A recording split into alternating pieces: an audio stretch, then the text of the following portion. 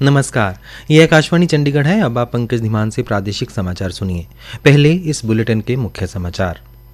हरियाणा के मुख्यमंत्री नायब सिंह सैनी ने आज जींद में 253 करोड़ रुपए की विकास परियोजनाओं का उद्घाटन एवं शिलान्यास किया। मुख्यमंत्री नायब सिंह सैनी ने जींद में आयोजित विकास रैली में ऑडिटोरियम व पार्किंग सुविधा सहित जींद शहर के लिए कई घोषणाएं की। विपक्ष पर जनता को गुमराह करने का आरोप लगाया। मुख्यमंत्री नायब सिंह सैनी ने प्रदेशवासियों को आश्वस्त किया, राज्य में पेट्रोल, डीजल और गैस की कोई कमी नहीं है। हरियाणा में जनगणना का पहला चरण 16 अप्रैल को शुरू होगा और हरियाणा सरकार ने बोर्ड, निगम, वैधानिक निकायों और सरकारी नियंत्रण वाली एजेंसियों में ग्रुप डी के खाली पद हरियाणा कर्मचारी चयन आयोग के माध्यम से भरने का निर्णय लिया है। अब समाचार विस्तार से। हरियाणा के मुख्यमंत्री नायब सिंह सैनी ने आज जींद में 253 करोड़ रुपए की विकास परियोजना का उद्घाटन एवं शिलान्यास किया। इनमें 140 करोड़ 87 लाख 8 हज़ार रुपये की 12 परियोजनाओं का शिलान्यास तथा 112 करोड़ 14 लाख 10 हज़ार रुपये की लागत की 3 परियोजनाओं का उद्घाटन शामिल है। इस अवसर पर मुख्यमंत्री ने कहा, इस हल्के के विकास को गति देने के लिए हमने पिछले 11 वर्षों में यहाँ पर 125 सीएम अनाउंसमेंट किया था। मुझे गर्व है बताते हुए 103 अनाउंसमेंट का काम हमने पूरा कर लिया है और बाकी के ऊपर गति से काम चल रहा है। हमारे संवाददाता ने बताया कि मुख्यमंत्री ने जिन परियोजनाओं का उद्घाटन किया उनमें जींद डिस्ट्रीब्यूटरी संख्या 4 का पुनर्निर्माण, गांव स्तर पर आधुनिक सूक्ष्म सिंचाई प्रणाली, सौर ऊर्जा आधारित सिंचाई व्यवस्था तथा इंटल खुर्द गांव में जल भंडारण के लिए जलाशय का निर्माण शामिल है। इसके अलावा मुख्यमंत्री ने चौधरी रणबीर सिंह विश्वविद्यालय में 56 करोड़ 36 लाख रुपए की लागत से बने डॉक्टर भीमराव अंबेडकर पुस्तकालय भवन का भी उद्घाटन किया। मुख्यमंत्री ने जिन 12 परियोजनाओं का शिलान्यास किया उनमें हरियाणा राज्य कृषि विपणन बोर्ड द्वारा गांव मनोहरपुर में बनाया जाने वाला क्रय केंद्र, राजस्व अधिकारियों के लिए बनाए जाने वाले 56 आवासीय भवन, दालूवाला जीवनपुरा नगुरा मार्ग तथा दरियावाला से परसोला मार्ग की विशेष मरम्मत तथा जींद हांसी मार्ग से जींद भिवानी मार्ग तक बाईपास का मजबूतीकरण और उसे चौड़ा करना शामिल है। उन्होंने जिला सैनिक एवं अर्ध सैनिक कल्याण विभाग द्वारा समेकित सैनिक सदन व गांव कंडीला में सामुदायिक स्वास्थ्य केंद्र के निर्माण कार्य और मनोहरपुर ड्रेन खुदाई परियोजना की आधारशिला भी रखी।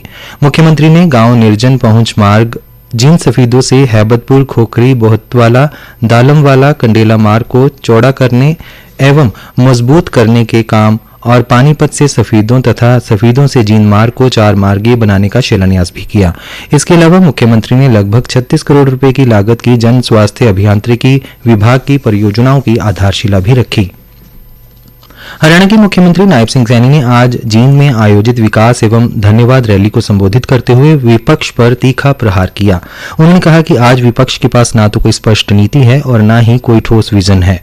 विपक्ष केवल भ्रम फैलाने, झूठ बोलने और जनता को गुमराह करने की राजनीति कर रहा है। मुख्यमंत्री ने कहा कि जब वास्तविक विकास होता है तो झूठ की राजनीति करने वालों को असहजता होती है। मुख्यमंत्री ने कहा कि पूर्व की सरकारों ने जींद के विकास को अनदेखा किया। साथियों, अन्न भंडार भरने वाले किसानों की ये भूमि को लंबे समय से नजरअंदाज किया जा रहा था। यहाँ विपक्षी दलों का एजेंडा था कि वोट लो और शोषण करो।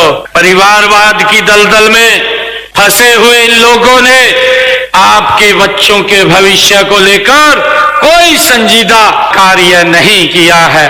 उन्होंने तो सिर्फ अपने बच्चों के भविष्य को ही सुरक्षित करने का काम आप लोगों की वोट लेकर के किया है, लेकिन हमने इस क्षेत्र का हक सूद समेत लौटाने का काम किया है। मुख्यमंत्री ने आश्वासन दिया कि जींद क्षेत्र के विकास में कोई कसर नहीं छोड़ी जाएगी। उन्होंने कहा कि प्रदेश में 21 नए खेल स्टेडियम बनाए जाएंगे, जिनमें एक जींद में बनेगा। इसके अलावा 10 नए औद्योगिक मॉडल टाउनशिप में से एक जींद में विकसित होगा। उन्होंने जींद शहर के लिए कई घोषणाएं भी की, जिनमें मॉडल सड़क का निर्माण रानी तालाब के निकट लगभग 60 करोड़ रुपए की लागत से ऑडिटोरियम व पार्किंग सुविधा का विकास, पालिका बाजार को स्मार्ट बाजार के रूप में विकसित करना तथा शहर की सड़कों पर साज सज्जा वाले खंबे और लाइट लगाना शामिल है। मुख्यमंत्री ने कहा कि जयंती देवी मंदिर के सामने स्थित मीट मार्केट को अन्य स्थान पर स्थानांतरित किया जाएगा, जिस पर लगभग 5 करोड़ रुपए खर्च होंगे। रैली को विधानसभा उपाध्यक्ष डॉक्टर कृष्ण मिड्डा, सामाजिक न्याय एवं अधिकारिता मंत्री कृष्ण बेदी तथा पार्टी के प्रदेश अध्यक्ष मोहन लाल बड़ोली ने भी संबोधित किया। प्रादेशिक समाचार आकाशवाणी चंडीगढ़ से प्रसारित किए जा रहे हैं। हमारे बुलेटिनों और ताज़ा समाचारों के लिए आप हमारी वेबसाइट newsonair.gov.in पर लॉगिन कर सकते हैं। यह समाचार हमारे यूट्यूब चैनल और x handle Akashvani news Chandigarh पर भी उपलब्ध हैं। हरियाणा के मुख्यमंत्री ने प्रदेशवासियों को आश्वस्त किया कि राज्य में पेट्रोल, डीजल और रसोई गैस की कोई कमी नहीं है। आज जींद में उन्होंने कहा कि सभी पेट्रोल पंपों और गैस एजेंसियों पर पर्याप्त स्टॉक उपलब्ध हैं। उन्होंने अफवाहों से बचने की अपील करते हुए कहा कि सरकार कालाबाजारी पर सख्ती से कार्रवाई कर रही है और इस संबंध में कई FIR दर्ज की गई हैं। उन्होंने यह भी बताया कि अधिक से अधिक घरों तक PNG कनेक्शन देने के लिए गैस पाइपलाइन के विस्तार के लिए लीज रेंट को 3 लाख रुपये से घटाकर 1,000 रुपये कर दिया गया है। हरियाणा में जनगणना का पहला चरण 16 अप्रैल को शुरू होगा। 16 अप्रैल से लेकर 30 अप्रैल तक कोई भी आम जनमानस अपने mobile phone, tablet, laptop, computer इत्यादि के माध्यम से स्वगणना में भाग ले सकता है। हरियाणा के जनगणना संचालक निदेशक डॉक्टर ललित जैन ने कहा कि इसके लिए मोबाइल एप्लीकेशन तैयार हो गई है। उन्होंने कहा कि आने वाले 2-3 दिनों में 1855 टोल फ्री नंबर चालू हो जाएगा। हरियाणा को हम चाहते हैं कि सेल्फ इन्यूमरेशन में हम अग्रणी बने। हरियाणा ने हर फील्ड के अंदर तरक्की की है। सेल्फ इन्यूमरेशन में यदि अग्रणी रहेगा, उससे एक हमारा डेमोन्स्ट्रेशन होगा कि हमारा कितना डिजिटलीकरण हो गया है। खासकर जो युवा साथी हैं उनसे मेरा निवेदन है, कॉलेजों में, यूनिवर्सिटियों में लाखों की संख्या में हरियाणा के युवक पढ़े हैं। आप सभी घर बैठकर अपने आप को सेल्फ इन्यूमरेट करें ताकि आपके द्वारा दी गई जानकारी से सरकार बेहतर नीतियां बना सके। हरियाणा सरकार ने बोर्ड, निगम, वैधानिक निकायों और सरकार के नियंत्रण वाली अन्य एजेंसियों में चौकीदार और सफाई कर्मी के पदों को छोड़कर ग्रुप D के सभी खाली पदों को हरियाणा कर्मचारी चयन आयोग के माध्यम से भरने का निर्णय लिया है।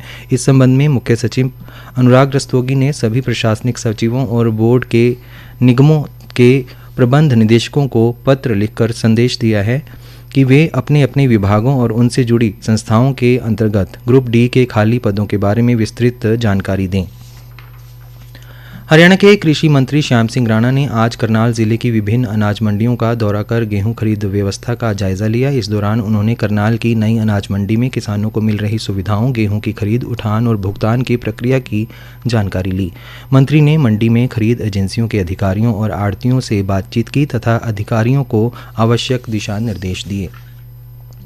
हरियाणा की स्वास्थ्य मंत्री आरती राव ने रोहतक PGI का औचक निरीक्षण किया। उन्होंने रक्त जांच केंद्र में रक्त नमूनों के लिए सुविधाओं में इजाफा करने और शौचालयों में सफाई व्यवस्था में सुधार करने के निर्देश दिए। पत्रकारों से बातचीत में स्वास्थ्य मंत्री ने कहा कि निरीक्षण के दौरान कई जगह खामियां मिली हैं, जल्द ही व्यवस्था में सुधार देखने को मिलेगा। उन्होंने कहा कि PGI के लिए सरकार की ओर से 540 प्रकार की दवाइयां भेजी जाती हैं, लेकिन निरीक्षण के दौरान पता चला कि यहां सिर्फ 200 प्रकार की दवाइयां ही उपलब्ध हैं। इसे लेकर जांच कराई जाएगी। पूर्व मंत्री एवं विधायक डॉक्टर मूलचंद शर्मा ने आज बल्लभगढ़ विधानसभा क्षेत्र के वार्ड 3 स्थित चंद्रिका प्रसाद सामुदायिक भवन में करीब 14 लाख रुपए की लागत से इंटरलॉकिंग टाइल लगाने के कार्य का शुभारंभ किया।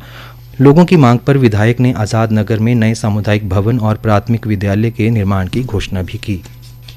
आगामी स्वच्छता सर्वेक्षण को ध्यान में रखते हुए फरीदाबाद नगर निगम ने सड़कों की सफाई में उपयोग होने वाली झाड़ू लगाने वाली मशीनों को GPS ट्रैकर, सेंसर और हाईटेक कैमरों से युक्त करने का फैसला लिया है। हरियाणा सेवा का अधिकार आयोग के मुख्य आयुक्त TC गुप्ता द्वारा नगर निगम फरीदाबाद के आयुक्त धीरेन्द्र खड़का को RTS फ्रेमवर्क के अंतर्गत उत्कृष्ट कार्य के लिए प्रशंसा पत्र प्रदान किया जाएगा। मुख्य समाचार एक बार फिर। हरियाणा के मुख्यमंत्री नायब सिंह सैनी ने आज जींद में 253 करोड़ रुपए की विकास परियोजनाओं का उद्घाटन एवं शिलान्यास किया। मुख्यमंत्री ने जींद में आयोजित विकास रैली में ऑडिटोरियम व पार्किंग सुविधा सहित जींद शहर के लिए कई घोषणाएं की। मुख्यमंत्री ने प्रदेशवासियों को आश्वस्त किया कि राज्य में पेट्रोल, डीजल और गैस की कोई कमी नहीं है। हरियाणा में जनगणना का पहला चरण 16 अप्रैल को शुरू होगा और हरियाणा सरकार ने बोर्ड, निगम, विधायिक निकायों और सरकारी नियंत्रण वाली एजेंसियों में ग्रुप डी के खाली पद हरियाणा कर्मचारी चयन आयोग के माध्यम से भरने का निर्णय लिया है। प्रादेशिक समाचार समाप्त हुए।